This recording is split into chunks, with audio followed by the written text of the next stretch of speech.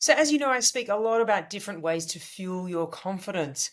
Most of the confidence that I've built in my life has not come from rehearsal, as important as rehearsal is.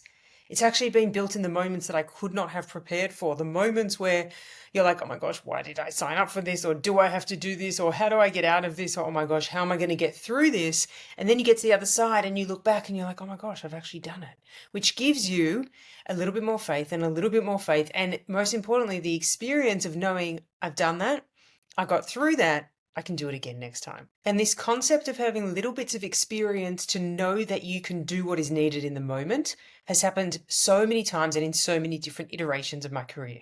So many, many years ago, at the start of my speaking career, I was about to deliver a high energy, epic keynote presentation. I had jokes ready. I actually had 10 opening jokes. The timing was tight, everything was polished and beautiful, and someone in the audience had collapsed during afternoon tea. So the ambulance arrives, and I was supposed to be the pick me up after afternoon tea, which is when everyone's usually on like a crash from sugar. It's the end of the conference, everyone's ready to go home. So I love that spot because you lift the energy. But I was in a situation where I was like, hang on a second, there's been this huge scenario, no one knows what's happening, but it's really impacted the mood.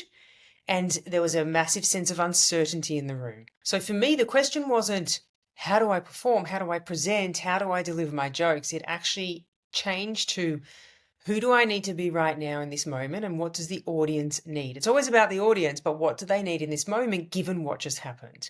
And I realized something so important. If I had powered through with my energy and my jokes, I might have looked confident, but I wouldn't feel confident because I would have been completely out of alignment with the energy in the room. So I slowed right down, totally didn't do my high energy, bounce onto stage, like ripple through the room, electric vibe. I just took things down, down, down a notch. I acknowledged what just happened and I met the room exactly where they were. And an incredible thing happened is my confidence didn't drop. It actually deepened from that experience because I wasn't trying to impress or be something I wasn't. I actually was responding truthfully to what was happening in that moment. And that's the type of thing that fuels our confidence in ways that we could never imagine.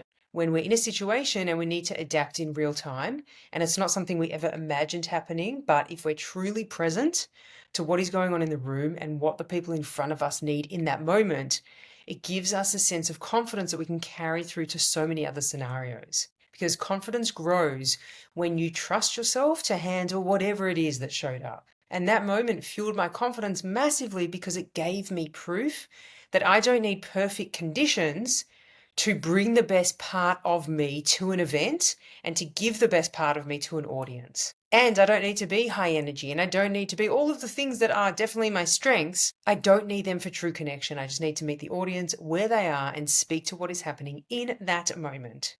And this can be applied to a work meeting. It can be applied to a presentation at work. It can be applied to so many situations in our life where, we get tripped up because we think I am used to this scenario, so I need to do it in this way because this has worked in the past. But we really need to just refocus and everything needs to be about context. What am I doing? Where am I? And most importantly, who is in front of me right now and what do they need? Because if we miss tuning into any of those elements, we're going to miss the mark anyway. So if you really want to build your confidence, we don't want to ask the question, how can I feel more confident? The question really needs to be, do I trust myself to respond honestly when things change? Like when the situation is unpredictable, can I trust myself to be able to adapt and deliver the best part of me to create a true connection with the audience or the group or my colleagues or whoever I'm with?